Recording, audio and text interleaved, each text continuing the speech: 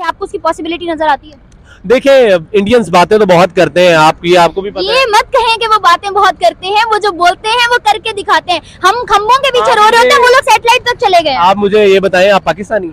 मैं मौके पर डिफेंस मिनिस्टर ऑफ इंडिया ने ये बात कही है, यानी राजनाथ सिंह साहब ने ये बात कही है कि वो लोग पाकिस्तान ऑक्युपाइड कश्मीर लेकर रहेंगे। जी हाँ, इतना बड़ा दावा किया उन्होंने कि वो पाकिस्तान के पास जो आज़ाद कश्मीर के नाम से कश्मीर है वो उसको लेकर रहेंगे। और रशिया के प्राइम मिनिस्टर साहब ने भी ये बात अनाउंस की कि पाकिस्तान के पास जो आज़ाद कश्मीर है वो बेसिकली मैप के मुताबिक इंडिया का ही हिस्सा है और उन्हीं के पास होना चाहिए। अब जो इंडिया के डिफेंस मिनिस्टर की तरफ से स्टेटमेंट आई है और उस पे एक्शन लेने का वो लोग सोच रहे हैं, शौर्य दिवस के मौके पे उन्होंने इतनी बड़ी अनाउंसमेंट की है, इस बारे में पाकिस्तानी अवाम की क्या राय है, वो क्या ख्यालात रखती है, क्या कहना चाहती है? सवालात। आजाद कश्मीर जो है ना वो पाकिस्तान का है और पाकिस्तान का ही रहेगा। बीइंग अ पाकिस्तानी, हमारा एक जो पेट्रियोटिज्म है पाकिस्तान के साथ वो बड़ा अंदर से बोलती है कि हम पाकिस्तानी हैं, हम कश्मीर को अपने साथ ही मुंसलिक रखेंगे। तो मैं तो यही समझता हूँ कि पाकिस्तान का हिस्सा था और हमेशा ही रहना चाहिए। हिस्सा था, हिस्सा रहेगा, लेकिन कुछ बरस पहले की बात है, बल्कि कुछ रोज पहले की बात है, कश्मीरियों ने स्लोगन्स लगाए और वो लोग सड़कों पे निकल आए ये कहकर के सेव अस मोदी। ये वीडियोस बना के भी उन्होंने इंडिया भेजी। तो मुझे बताएं कि कश्मीरी ही जब यहाँ रहना नहीं चाहते, आखिर किया क्या हमने कश्मीर के लिए? देखिए, जिस तरह से मुल्क के हालात चल रहे हैं, बड़ा एक मुआशी जो है कह लें कि बड़ी तनसली से हम जा रहे हैं, बड़ी इकोनॉमी हमारी डाउन हुई है, उस हवाले से everyone is trying to move from this country, but it doesn't mean make sure कि पाकिस्तान के अंदर जिस तरह से आप सिक्योर रह रहे हैं, जितना आपको एक सेल्फ डिपेंडेंस का, इंडिपेंडेंस का एक तहफ़्फ़ुज़ भी है और मिलती है, मुझे नहीं लगता कि पूरी दुनिया में कहीं और आपको मिलती होगी। एंड बीइंग अगर आप कश्मीरी हैं और आपको पता है कि कश्मीर में भी ज़्यादातर जो अफराद हैं, जो लोग हैं रहने वाले हैं, वो जो ज्यादा परसेंटेज है वो मुसलमान है, और मुसलमानों को जो एक उनके हकूक मुसलमान दे सकते हैं वो हिंदू कभी भी नहीं दे सकते। उनके डिफेंस मिनिस्टर ने जो स्टेटमेंट दी है, आपको उसकी पॉसिबिलिटी नजर आती है? देखिए, इंडियंस बातें तो बहुत करते हैं, आपको भी पता ये मत कहें कि वो बातें बहुत करते हैं, वो जो बोलते हैं वो करके दिखाते हैं। हम खंभों के पीछे रो रहे होते हैं, वो लोग सैटेलाइट तक चले गए। आप मुझे ये बताएं, आप पाकिस्तानी? मैं पेट्रियोटिक पाकिस्तानी, मैं पेट्रियोटिक। आप यहाँ इस वक्त कहाँ पर खड़ी हैं?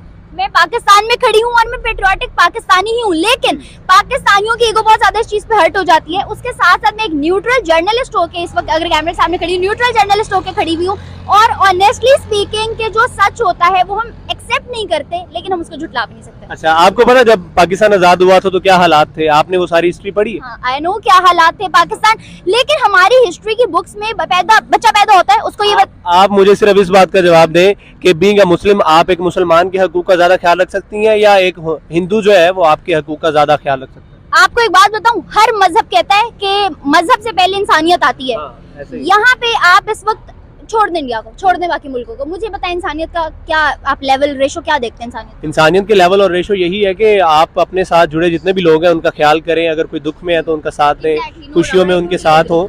लेकिन हर किसी को एक मॉरल राइट होता है कि वो अपने अगर किसी भी मजहब से ताल्लुक रखता है, माइनॉरिटी है जो भी है, वो उसके अकॉर्डिंगली उसे जिंदगी जीने का पूरा हक है। बट अगर आपने कहा जिंदगी जीने का पूरा हक है, तो फिर फ्रीडम ऑफ स्पीच भी होना चाहिए। फ्रीडम ऑफ स्पीच है पाकिस्तान में? बिल्कुल पाकिस्तान में है, इसमें कौन आपको कहता नहीं है? आपको ये बात किसने कही है फ्रीडम ऑफ स्पीच है पाकिस्तान में? अभी आपके सामने 2 दिन पहले का केस है, वो जो अरशद साहब का हुआ है। हाँ। वो आपके सामने नहीं, तो I guess he was not in Pakistan by the way.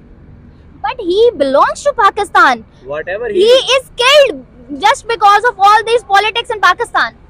तो आपको तो सिर्फ एक ये जो इन्फ्लुएंसर वाली पर्सनैलिटी थी आपने उसको देखा है। आपको क्या पता कि रोज कितने लोग मर रहे हैं, कितने कत्ल हो रहे हैं इंडिया में? आपको पता सबसे ज्यादा क्राइम रेशियो है, रेप सबसे ज्यादा इंडिया में। इंडियन पोस्टें होती हैं जो आपके पाकिस्तान, क्योंकि आपको एक बात बताऊं, अगर पॉपुलेशन का एनालिसिस करूं ना, पाकिस्तान की पॉपुलेशन है 22 से 25 करोड़, वहाँ की है 1 अरब 22 करोड़। तो आप अगर वहाँ का एनालिसिस लगाएं तो यकीन करें इस 22 करोड़ की ज्यादा होगी, उस 22 वहाँ की अगर 22 मिलाऊं तो कम होगी। आपको ना सिर्फ वो एक बॉलीवुड जो लाइफस्टाइल दिखता है आपको वही दिखता है, आपको नहीं पता बैक एंड पे क्या चल रहा है, लोग कितने वहां पर मर रहे हैं, जलील हो रहे हैं। हमें वही सिर्फ वही एक जो हाई प्रोफाइल एक लाइफस्टाइल है ना, हमें वही दिखता है। उनका मीडिया, अच्छा ठीक है, उनका मीडिया वो हाई फाइव लाइफस्टाइल दिखाता है ना, हमारा मीडिया क्या दिखाता है? आप दिखा तो रही हैं, आप कर तो रही हैं। मेरी बात सुने, मैं तो यूट्यूब पे दिखा रही हूँ ना, हमारा मेन स्ट्रीम क्या दिखाता है? रोज हमारा इमरान खान खड़ा होकर अपने जलसे में नवाज को गंदा कर रहा होता है, और नवाज शरीफ और मरियम नवाज खड़े होकर इमरान को करी होती है। हमारे पॉलिटिशियंस क्या दिखा रहे हैं, क्या इमेज पोर्ट्रे कर रहे हैं? आपको पता है कुछ दिन पहले शहबाज शरीफ साहब ने round table conference, international conference में बैठ के ये बात कही कि मेरे मुल्क में दहशतगर्दी ज्यादा हो गई है,